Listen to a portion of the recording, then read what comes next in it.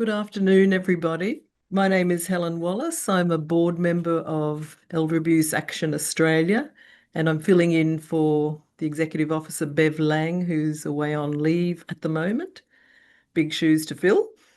I wish to acknowledge the traditional owners of country throughout Australia and recognise their continuing connection to land, waters and culture. I pay my respects to their elders past and present, in particular to the elders of Jagera and Turrbal country, where I am currently in Brisbane City. You can add the name of your country area if you like in the chat. Welcome to today's Lunch and Learn session. These sessions give our members the opportunity to showcase their work and their knowledge and experience with a growing audience of people from across the sector and our community members. So there's a little bit of housekeeping before we start today. Please use the chat function today to ask questions or share comments during the session. And as always, please be respectful to each other and to the speakers as you do so. During this session, there'll be invitations to do 4 quick polls. That'll be up for just a couple of minutes, and each poll will appear at different points during the presentation, and we'll give you a little bit of time to fill in and then move on. Question time will follow, where the questions in the chat will be put to the presenters. Because we have 2 presenters today, please include the name of the presenter that your question is directed to. And each presenter will respond to as many questions as possible at the end of the presentation. Closed captions are enabled for this session, so if you need these, that's an option at the bottom of your screen in Zoom. This session's being recorded for the purposes of sharing the webinar with everyone who's registered, and also on the EAAA website and the our YouTube channel. We'd appreciate your feedback in the survey that will be sent at the end of the webinar as well. Now, we are fortunate to have 2 presenters here representing Australian Multicultural Community Services, speaking about safe and smart, standing up to scams and financial abuse. This presentation will explore AMCS's design and delivery of Money Smart for Seniors. It's a project co-created with culturally and linguistically diverse communities to tackle these silent crimes of elder financial abuse, scams and fraud. Our speakers today are Dr. Medha Gundawardana. Medha has worked in the multicultural sector in Victoria for over 7 years. She currently serves as the Manager of Community Strengthening at Australian Multicultural Services. And Medha is a board member of both the Ethnic Communities Council of Victoria and Elder Abuse Action Australia. She's busy. She also chairs the Ethnic Communities Council Positive Ageing and Aged Care Policy Advisory Committee. A dedicated leader in multiculturalism, Medha is actively involved in cultural and community development and committed to promoting equality of opportunity for called communities. Her passion lies in supporting older people facing challenges, empowering them to age meaningfully and live independently with dignity and hope. We also have Dr. Suzy Goldsmith today. For the past 10 years, Suzy's consulting work has focused on strategy, risk and innovation challenges within the non-profit sector, working collaboratively with organisations, staff, consumers and community on strategic research and reviews, submissions and service models. A strong theme of Suzy's work considers community members, especially those with vulnerability, and how they access, navigate and experience the systems that are supposed to support them.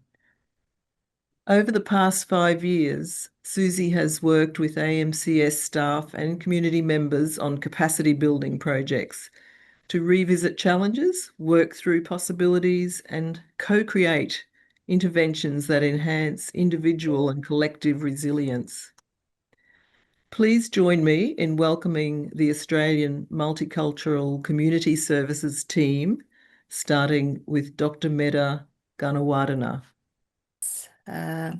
I would like to begin by acknowledging Australian traditional owners. Australian Multicultural Community Services acknowledges traditional owners of country throughout Australia, pay our respect to Aboriginal and Torres Strait Islander cultures and to elders past, present and emerging. Today we are sharing our insights on designing and implementing of the Money Smart for Seniors project, which is a community-led project co-designed with culturally and linguistically diverse communities to address the silent crimes of elder financial abuse, scams and fraud. I'm Medha Gundawardana and Dr. Suzy Goldsmith joining me as our financial counselor, advisor and the consultant.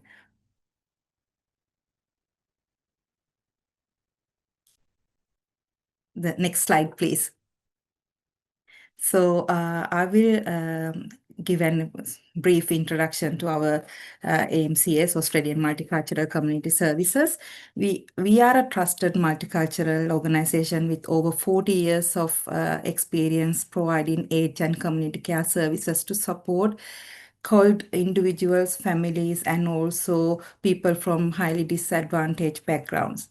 We are very unique because we have over 300 staff members from over 65 different cultural backgrounds, as well as they are speaking over 45 languages to provide culturally sensitive, personalized support to our cold clients and also the community members. We established that community strengthening department to provide community care services, including capacity development programs to empower individuals and as well as strengthen the ethnic community groups and clubs to address their unique needs and challenges involving their lived experiences. We have a strong network of over 100 ethnic community groups and clubs, and we are working in partnership with community leaders to identify their needs, emerging needs, and also challenges, and to develop or co-create community-led approaches involving their own experiences.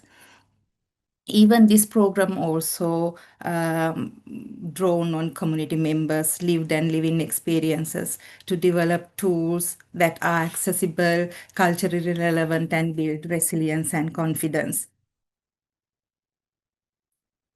Why scams and fraud and elder abuse very important? Because it's a critical issue now which need urgent attention.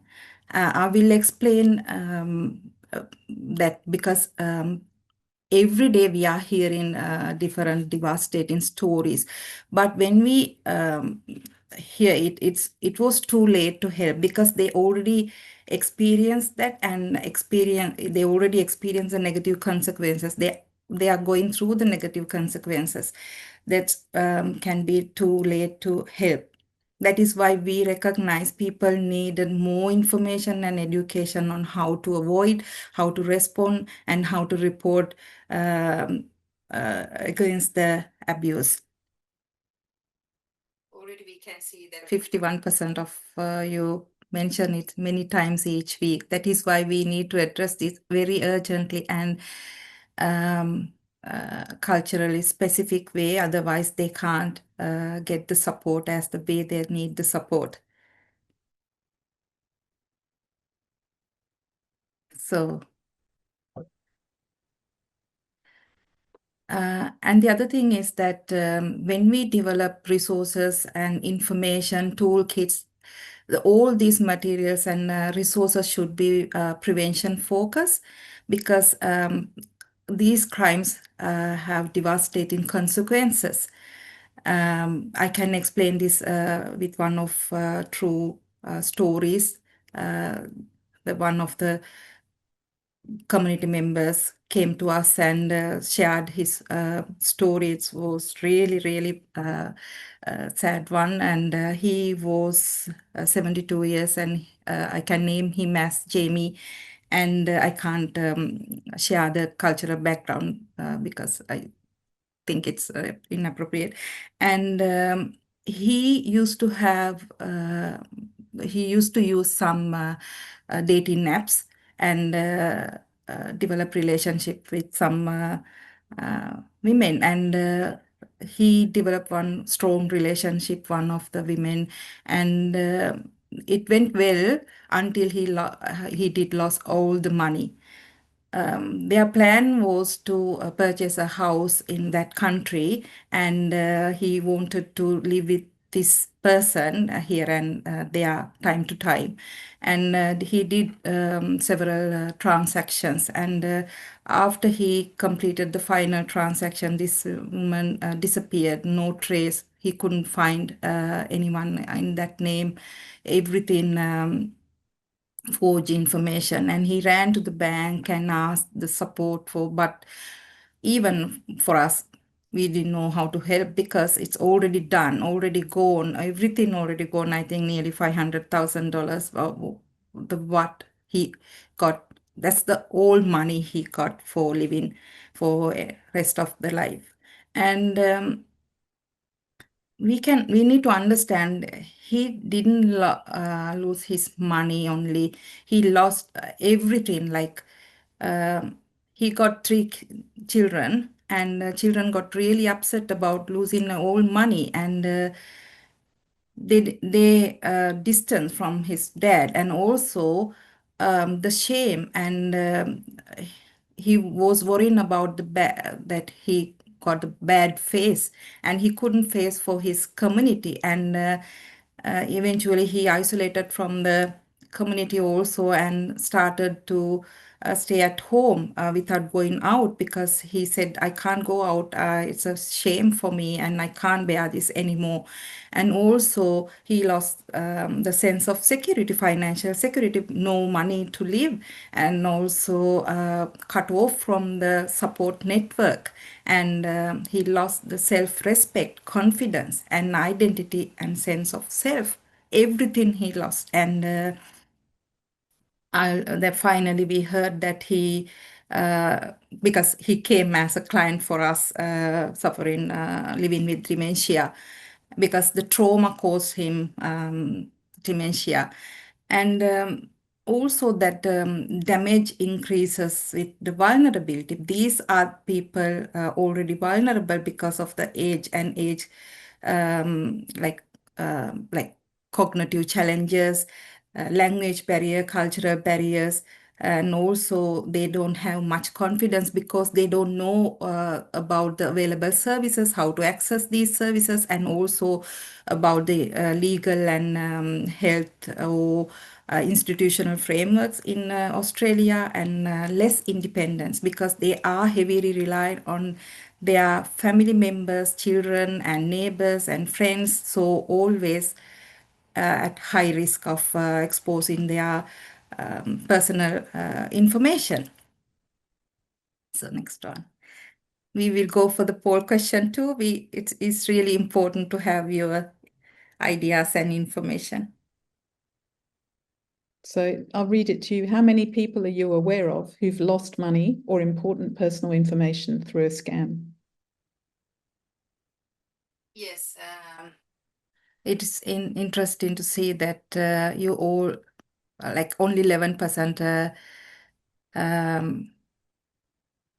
haven't seen that, and rest of the people experience and heard about the stories of losing money.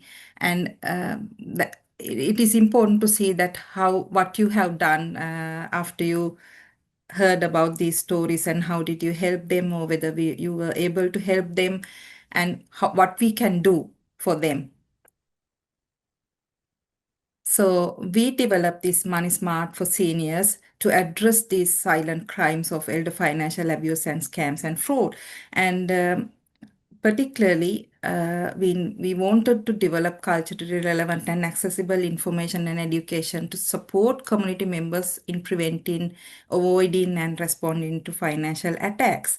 And specifically, we focus on seniors age 65 plus, who are the most vulnerable in this cohort, and seniors from low socioeconomic status, and also definitely cold, and also a special focus on female participants or community members, because they are more vulnerable when we compare with the male cohort, because of their heavy, because they are not independent as much as called male people. And the other thing is the cultural dynamics, cultural norms make them more vulnerable. And also, we wanted to include community-generated materials to boost, take up, and disseminate the key messages. I will explain this more in the next section. We have 4 project components. The first one is research existing materials through a desktop research. We focus on trusted and credible sources to establish the context. We wanted to know what are the available existing resources, materials, toolkits, and we want to know, because we wanted to see why people are not taking these, or what is the problem, and whether we can we wanted to make sure that we are not duplicating. Instead, we are complementing with this resources, existing resources.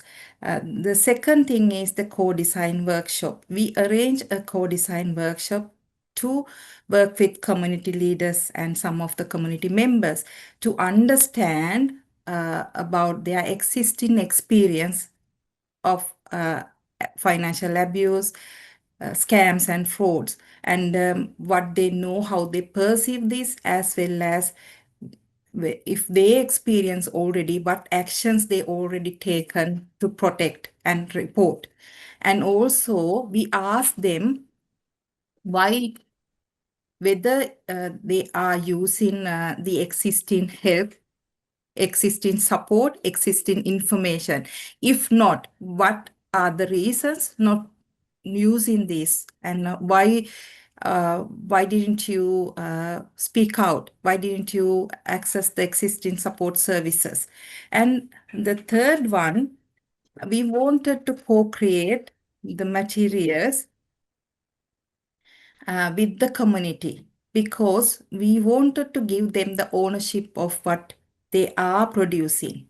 And when we give them the ownership, they are the responsible people, or they have the ownership of their products, and they will be the messengers to their own community. So we ask them what you want, how you want the support in the previous co-design workshop, and the way you need the support, like formats. And then the second one, they said they need something like a toolkit, or Suzy will explain that, something very fun, and something they can use in gatherings, because they are gathering every week or fortnight or monthly, something they can use when they gather, and also engaging, because they think that existing information, too much information, overwhelming, and too much words they can't understand. Even sometimes they can't read in their own language how we use this information. And also, they said they understand that romance scam is something hidden in the society. So we need to address this, and they are happy to have some videos and artworks to make community aware of these things. And The fourth item is the web page sessions and celebrations. So we are going to create a separate web page to share content and all the resources whenever that people want the information, they can come and browse. And also training for group leaders, staff and volunteers, because we need to train our frontline staff to support clients and also volunteers to support community members. And also we will run community-led sessions in language to teach them or share the materials we produce in this program. And also finally we will have a celebration showcasing everything that we produce for the public awareness and learning.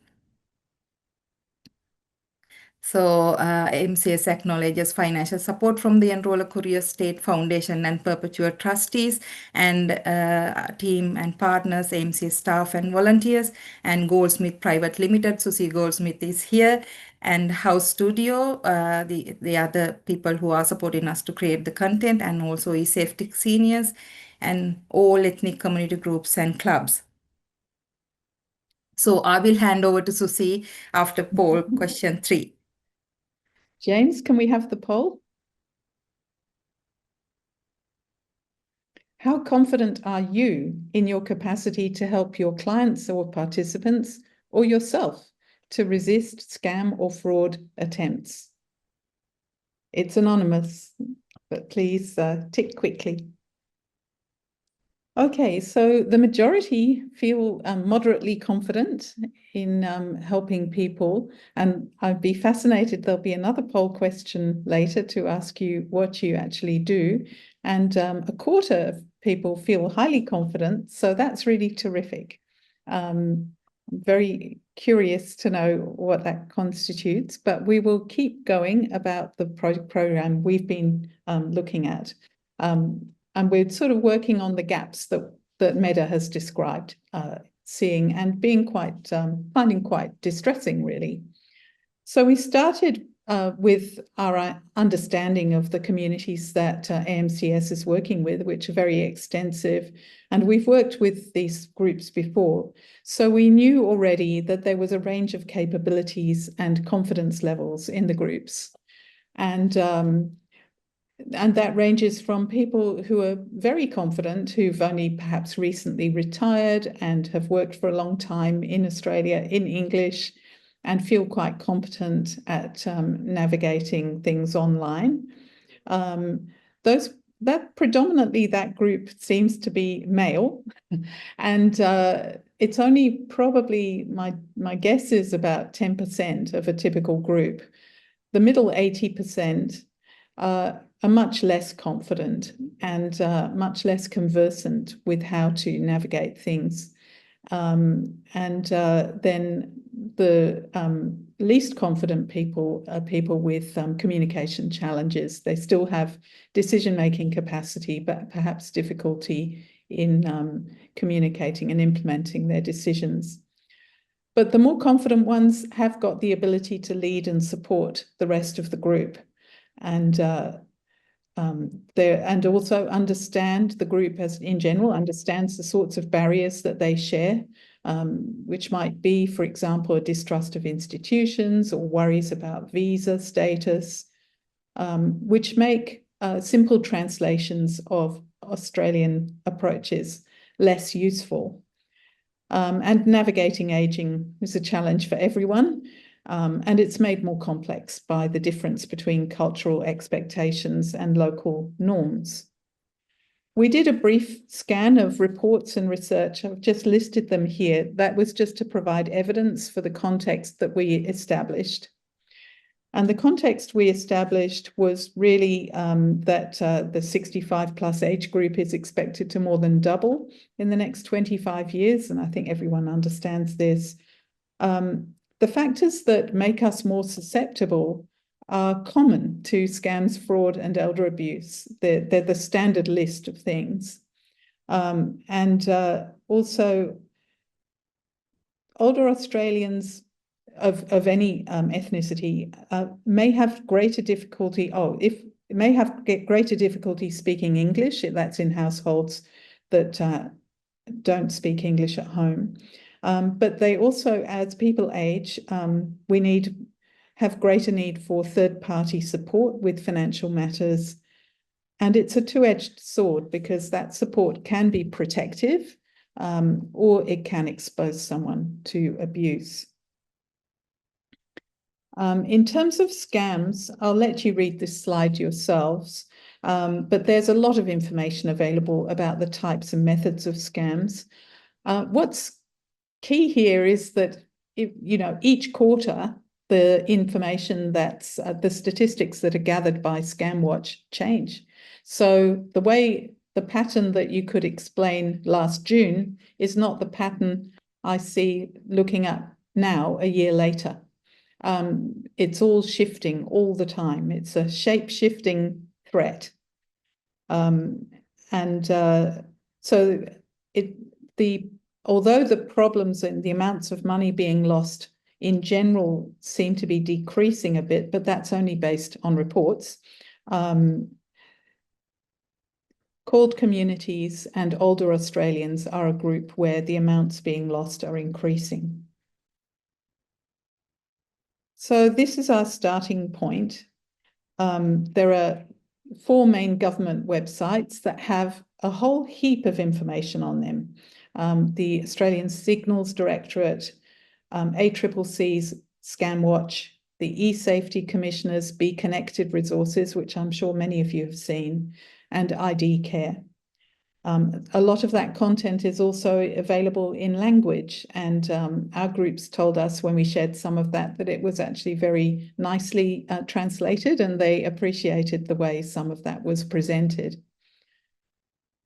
But the issue is that digital literacy is needed to access most of this information, and building digital literacy is a major focus of the capacity strengthening within it. Bizarrely, those with poor digital literacy are told to ask a trusted friend or relative for assistance, and I think the group gathered here today will understand how strange that is. There's of course been efforts going on at government level to improve systems as well. That's really great. Perhaps some people think it's not enough, or it's too late, or happening too slowly. But what we've focused on is strengthening communities and individuals within those communities. So what I've tried to communicate in this slide is that the information and education available is helpful, but it's completely overwhelming. There's pages and pages and pages of it. And for me, I've got 3 degrees. I find it overwhelming. And because of that, it's also makes you feel a bit disempowered. It's quite disempowering to see pages and pages and think, I could never get through this. This is like doing an online university course, but harder. So we'll go to poll question 4, sorry. How have you helped your clients or participants to resist scam or fraud attempts? Now, this is a short answer. If it is anonymous, but if you wouldn't mind writing in some of your ideas about what you think you've done to strengthen people that you work with, or friends, or yourself, in terms of scam and fraud resistance.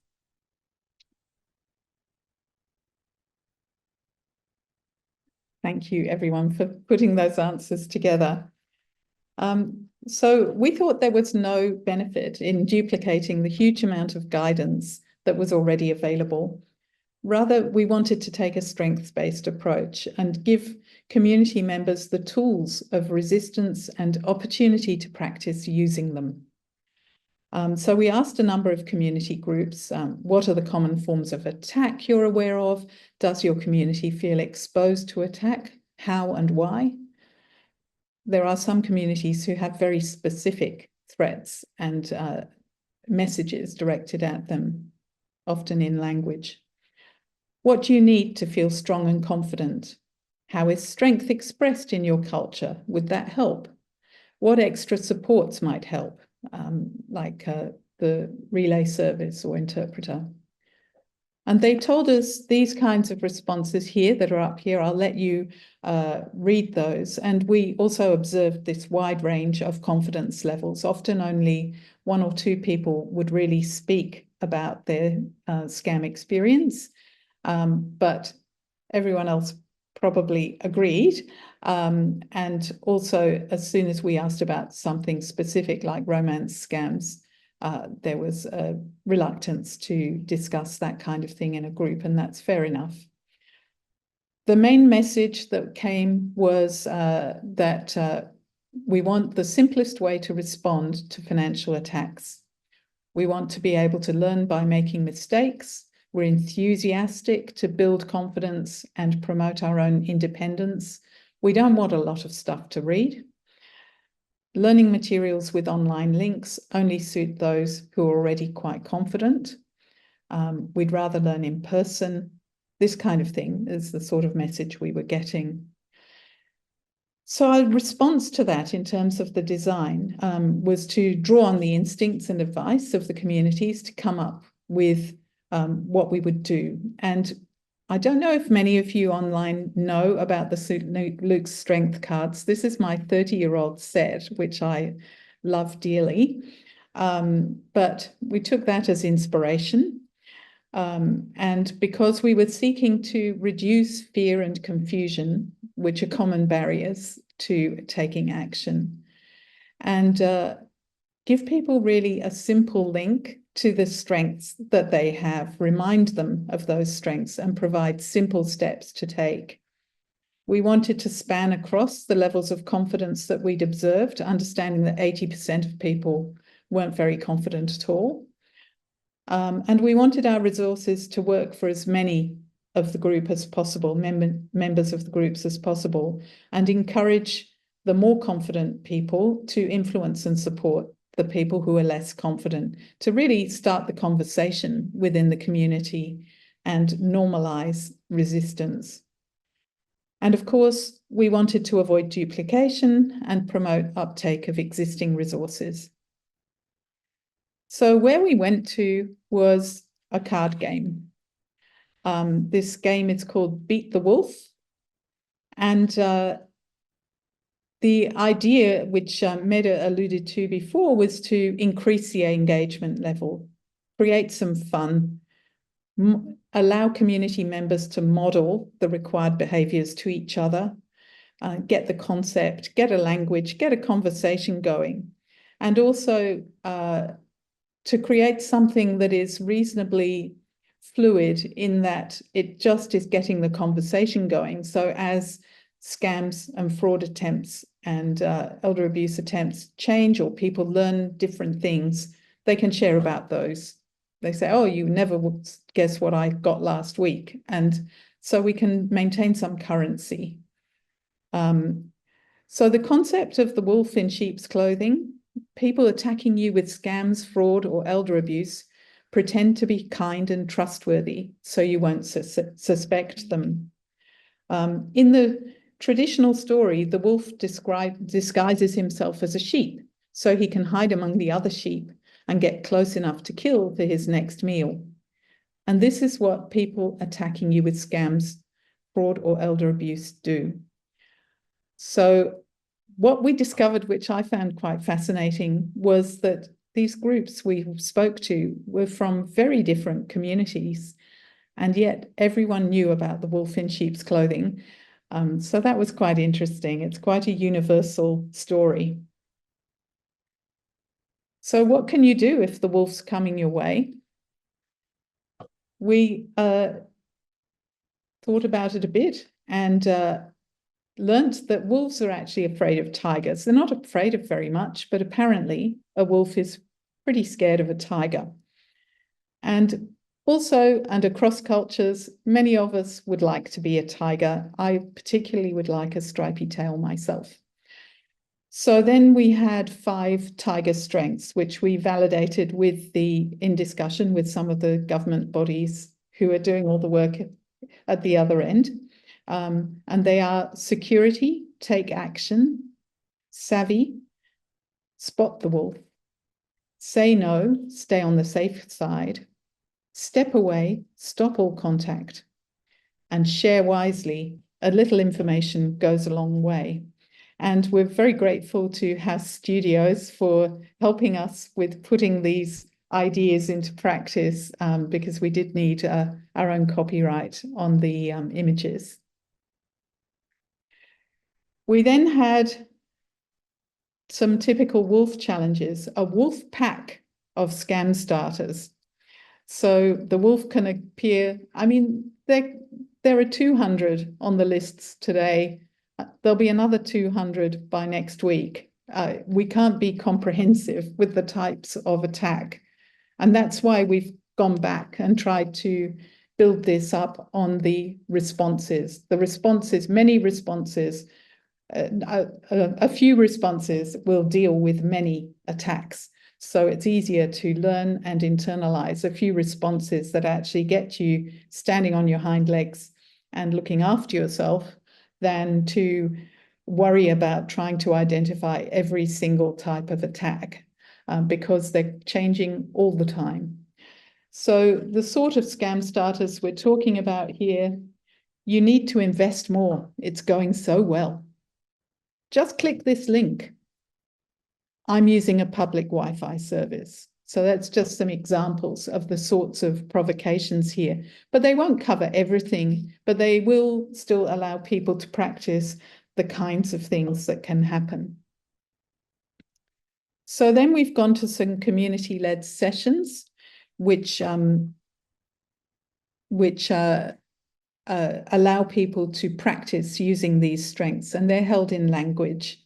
And we're just at that point now. We want people to practice using their strengths, to normalize in discussion resistance, because of course, scammers use your nice feet qualities against you, and people need to understand that within their community, actually we expect to all say no to this kind of thing. And to reduce the barriers for asking for help so that people can think, okay, we've been talking about this, so I can show this to one of my friends at the community meeting and say, what do you reckon this is? And through the sessions, people start to work on how they can play with the cards. So for example, this wolf is saying, or the wolf isn't saying, but the situation is saying, I'm being asked to do this urgently. I'm feeling pressured. So wolves often trick us, or scammers often trick us by making us hurry. So we're not able to think clearly or ask someone else for advice. And when we feel pushed to act quickly, it might be a wolf. In fact, this just happened the other week to my partner. I managed to use a tiger to save him. So we chose Savvy as the tiger card here. And then Savvy is spot the wolf. I think it might be a wolf.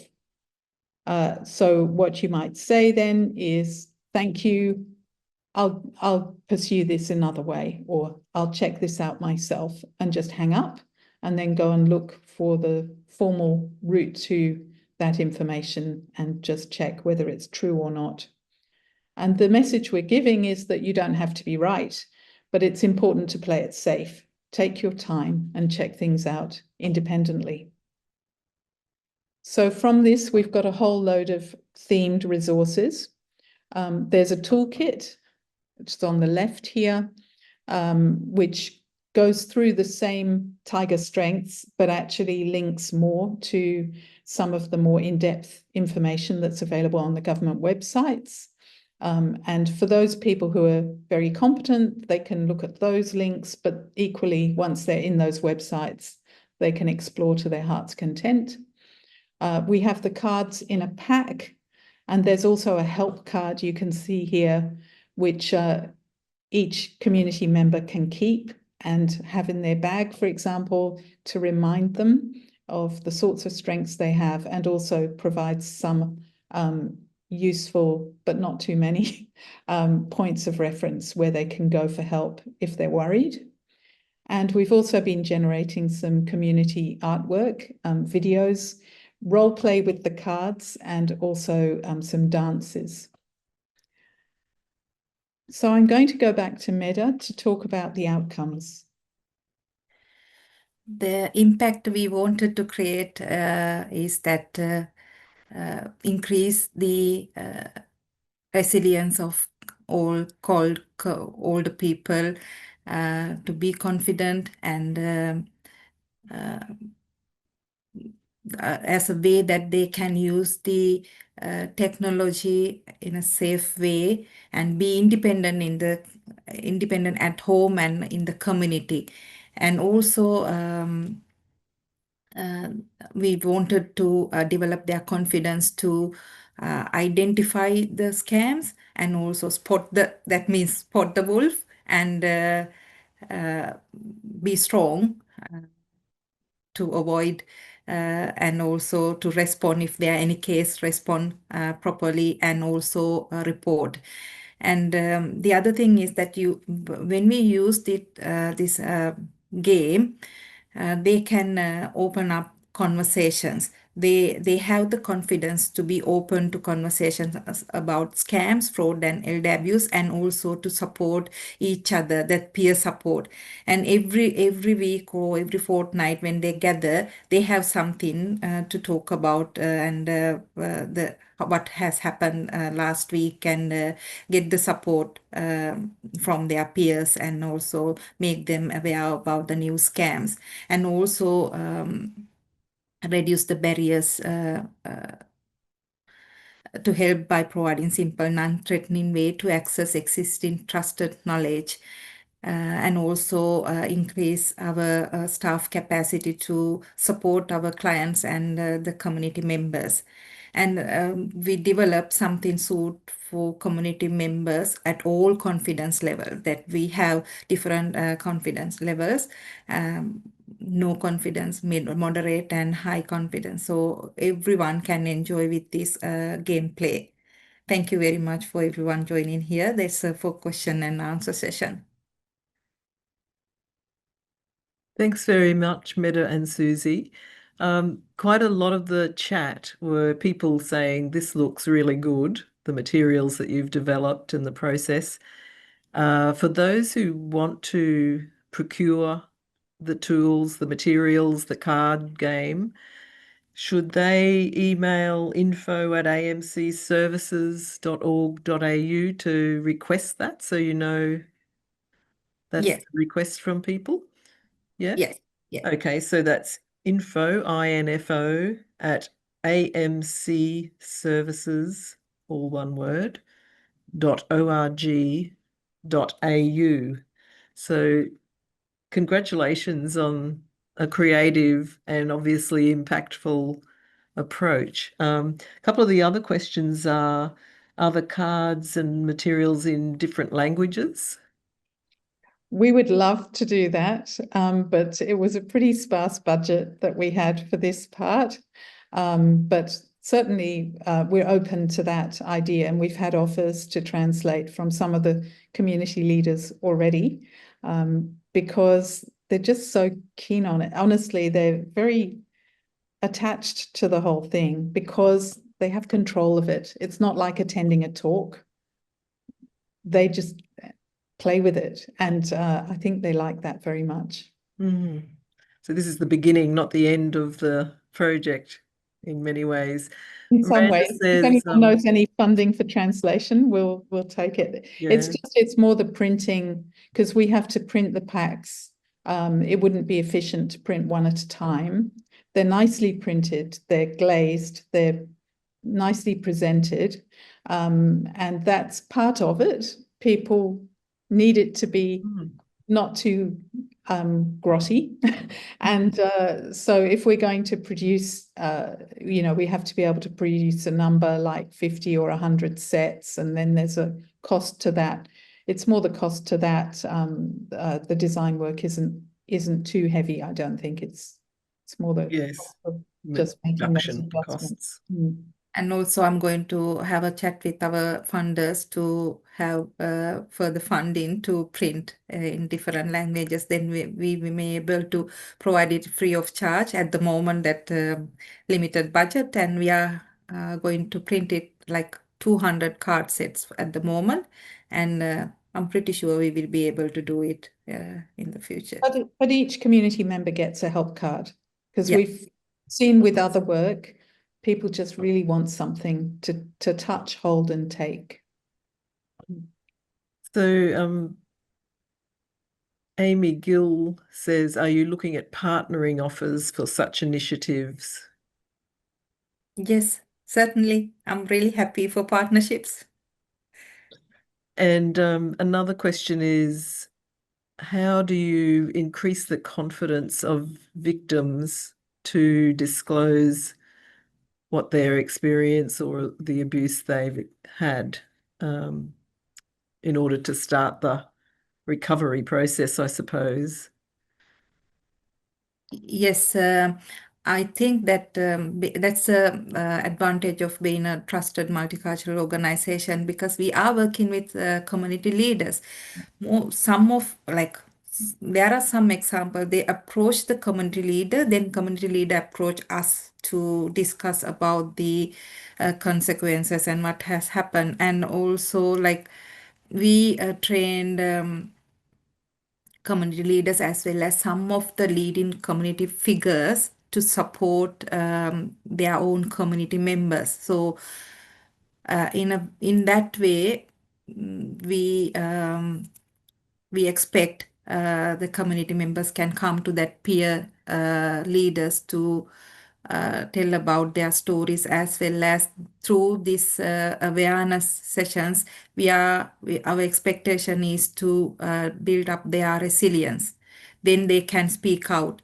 And we need to, because we had another program to connect them with the financial counselors, because they didn't know about the financial counselors and whether that service is free and confident and confidential, and they can discuss anything in a private and confidential environment, safe environment. So we already did some work in that area also to develop their confidence and let them know that there are free services available. They can go and speak out.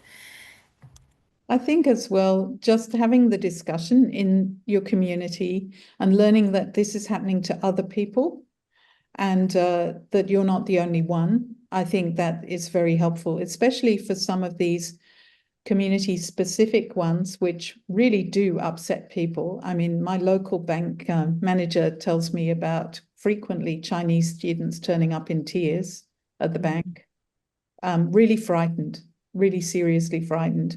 So I'm not sure exactly why they're so frightened, but there are some very specific attacks going on that perhaps only other community members can understand fully the impact that they're having.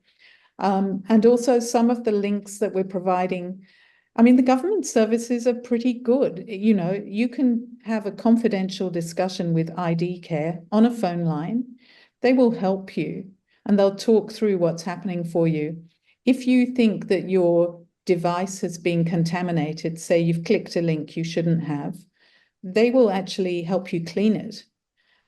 It's pretty amazing what is available already. It's just that people perhaps are a bit stuck. They go to their bank and then they're stuck with what is next. But of course, there's a lot of work to try and enhance what the strength, the systemic activities. That there's a lot more needed at system level.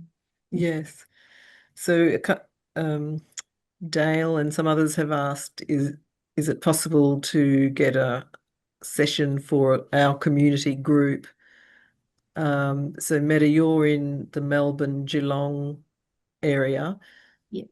But I see you've responded to say, please email you about any of those sorts of requests as a starting point to see what's possible. Yes, yes. Maybe we can provide an online session, and we are a Victoria-based organization, and so we are happy to help as much as we can.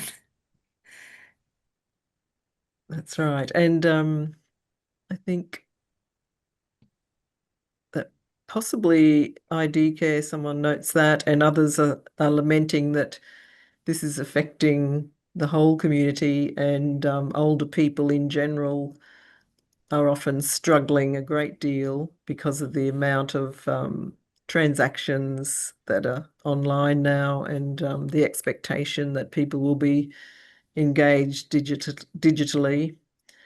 But we're getting very close to the end of our time now, so I would just like to thank Medha and Suzy very much for sharing the insights in the presentation today. And I think we can see that people have gained some practical and culturally responsive inspirational strategies for supporting people, especially from CALD backgrounds. Thank you to everybody for joining us this afternoon. The recording link will be distributed to everyone who registered. It'll be on the EAAA website and on the EAAA YouTube channel. These sessions are held monthly now, so please join us again in September if you can to hear from another EAAA member. If your organisation is a member and you'd like to present some of the work, you can contact James Thomas at EAAA, and his email is membership@eaaa.org.au. And if you're not currently a member of EAAA but you'd like to know more, please head to the EAAA website, eaaa.org.au, or email membership@eaaa.org.au. And I also just want to flag that there's early bird tickets available now for our National Elder Abuse Conference to be held in July next year. So you can head to conference.eaaa.org.au to secure your bargain price tickets for that conference. Enjoy the rest of your day, everybody, and we look forward to catching up with you again at a future webinar. Thank you all. Thank you very much.